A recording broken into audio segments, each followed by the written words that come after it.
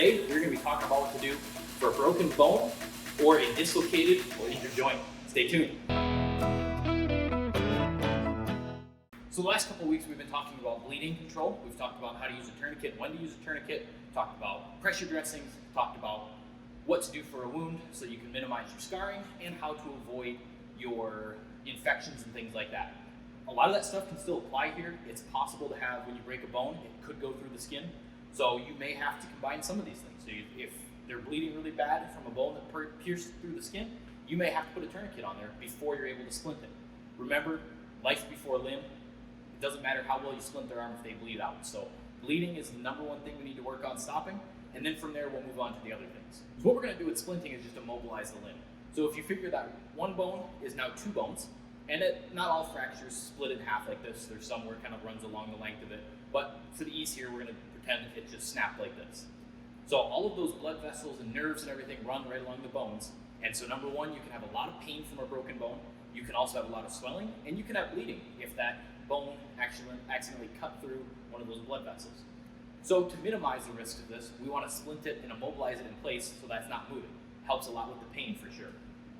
And so basically, if we've got a broken bone here, we want to secure it below and above with something, whether it's a commercial splint or even just a stick or a broom handle or whatever you can find that's rigid that'll help support that. That's the best bet. Personally, I like what's called the SAM splint. I'm not sponsored, it's just a good product. You can roll them up like this or leave them flat. I've actually put this in hiking bags and things before right along my back, and it adds some rigidity to it. This is basically just a moldable foam thing, and it actually has instructions right on here. It tells you the best ways to do it. This one, for an arm injury, you want to just kind of, you can mold it a little bit so it's a little bit concave like that. Gives a little more strength and more comfort. And then you want the hand in just a relaxed position. It takes all the stress off of the muscles and helps as best you can to make it comfortable. So fingers just like that. We're gonna move over to Randy here. Ideally, you would have somebody else helping you to hold the arm, keep it still so you're not moving around too much, but you may be doing this by yourself. So your patient may be having to help hold and stabilize things, but what we're gonna do, his fingers don't bend, so we're gonna put it like that, just kind of rest it there. Two best options, you can use just a normal cloth bandage for this, or you can use either Ace Wrap or Curlex. This is a little bit stretchier, and so as that swelling progresses, it kind of gives a little bit. So I'll show you both of these. It's the same idea. Leave this rolled up. It's the same as when we were talking about bleeding, and we're just going to put it around. We're going to say the injury is right in the middle here. Around.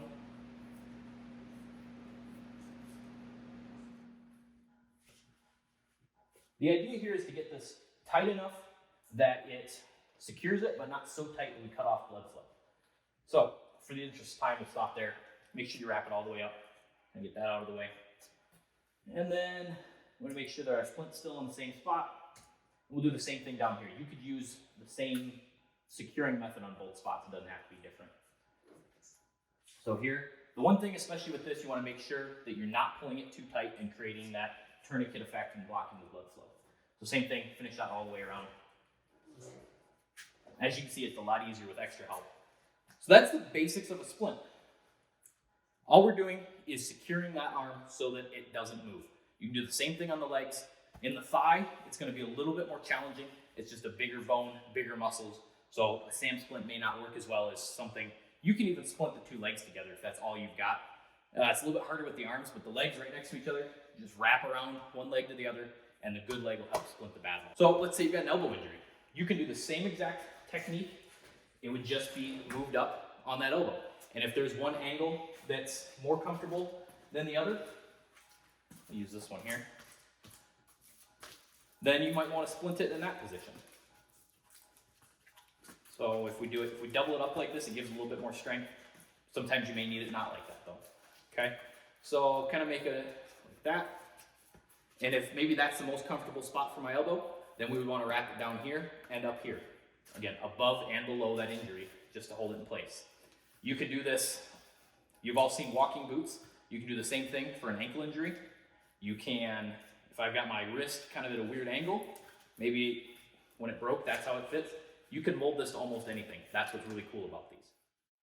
So now let's say we've got a shoulder injury, whether that's a clavicle or your collarbone or an actual shoulder, dislocation or something. The best thing we can do for that is we're going to take this triangular bandage. We'll tie a little knot right on the triangle, the point of the triangle. And that kind of gives it a pocket, not a basket like I said initially. And that's where the elbow goes to hold everything in place. What we're going for will be like this. This is a little bit too short for me, but you get the idea. It goes around the elbow, holds the arm up, and then it goes up, around the neck, and down. You tie it around the neck here, and this takes all of the weight from the arm and shoulder, holds it up on your neck. The next thing we would do is take some sort of bandage, wrap it around, and that would actually hold this to my chest. And it takes all that pressure off and keeps it really secure. Another unique thing you can use as a splint, we all carry when we're overlanding, is a pillow. So if I've got an elbow injury, you put your elbow in there, and you're gonna kind of wrap this around like so. You can take tape or ace bandage or something, and you're gonna wrap this, not super tight, but tight enough. This is too loose, but tight enough that it provides support for that. The same thing can be said for a knee. Go around like that, secure it in place, and that'll help so that I'm not able to bend the knee. It helps take a lot of that pressure off. The other thing, if you're carrying them in the back of your rig, you might want to place some blankets or towels or something just to help support their leg or their arm, wherever it is, and make it as most comfortable. Even if you're just driving them out, this is on the center console, broken arm with the splint on there is going to be a lot more comfortable than anything else. What about fingers? Pretty common that people are, you stub your finger, you're doing something. Well, popsicle sticks work really well. You can either go underneath or on the side, or you can just tape it, buddy tape it to that other finger. Same thing I was talking about with the legs, and the uninjured finger provides support for the injured finger. A lot of these things are just going to be, again, like a trail fix. It's not like replacing a control arm. It's the same thing. So you're going to have to go into the hospital, get checked out, get an x-ray, because it's very hard to tell, especially on fingers. Is it dislocated? Is it broken? Is it both? So definitely a thing to go get checked out in a hospital by a physician. So now we've got the splint in place. What are some things we should be watching for?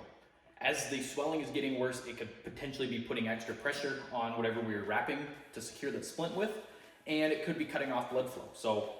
Or maybe you wrapped it a little bit too tight. So things you want to look out, check that hand or whatever's below it, maybe the foot or whatever, and look at the color of the skin. Does it match the rest of the body? Is it really pale, almost blue looking? That's not a good sign. Obviously in darker skin colors, that's harder to tell, but compare that to the rest of the body, it should be about the same. So as I push, you can kind of see it's blanched and then the color comes back. Less than 3 or 4 seconds is good. Anything over that is a problem. So you could try just loosening your splint up a little bit. Maybe the swelling got bad, or definitely something to watch out for because they're probably not getting good blood flow down to their hand. Other things, every time we move them, we want to recheck that splint, make sure they didn't bump it on something, make sure it didn't come loose and start sliding around or whatever. So just keep an eye on that, and that's a good rule of thumb on any treatment we do. Anytime we move somebody, let's check it again and just make sure that it's still exactly where we wanted it. And as I always say, you should be watching these videos with everybody in your group. You don't want to be the only one that knows how to treat a medical emergency. Number one, you could be the person that needs help, but also, as you saw here today, it's really helpful to have multiple people to be able to help you with things. So, right over here, I've got the rest of the series linked. Send that to all your friends, everybody that goes out with you. Make sure everybody's up to speed on this. And make sure you hit that subscribe button down below and the notification bell. It'll notify you anytime I post a video. That way you don't miss out on any of the training that I'm putting out. I'm also going to be putting out some, hopefully soon the snow goes away, and putting out some pretty cool overland content. I've got some great things planned. Thanks for watching.